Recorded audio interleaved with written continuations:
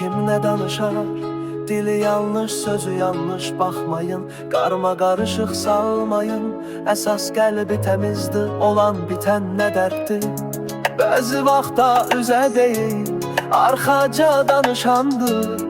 Nə qədər üzü-üzünə üzürlər istəyənlər, unudurlar özlərin, silib yuyan üzlərin.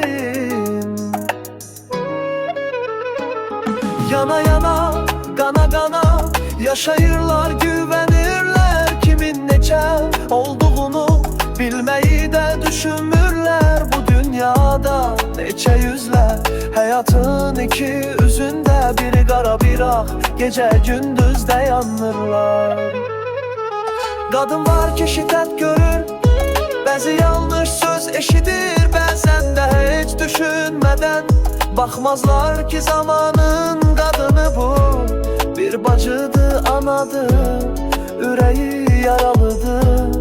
Dünyadır dərin qadın, dərindən zəngin qadın.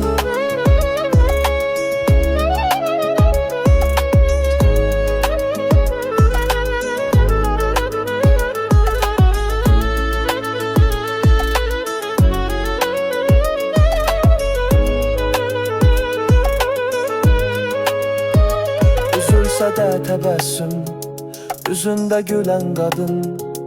Gözyaşıyla boğulsa, sarar dərin yarasın. Yenə səni bağışlar, bəzi vaxt gələn gedər, geriyə bir iz qoyar. Ya sağalmaz açılar, zamanı alar gedər.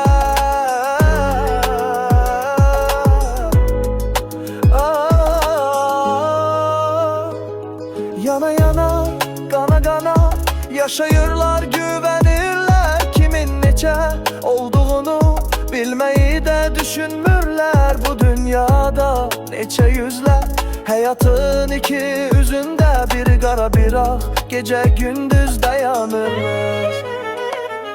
Qadın var ki şiddət görür, bəzi yanlış söz eşidir, bəzən də heç düşünmədən. Baxmazlar ki zamanın qadıdır bu, bir bacıdır, anadır, ürəyi yaralıdır.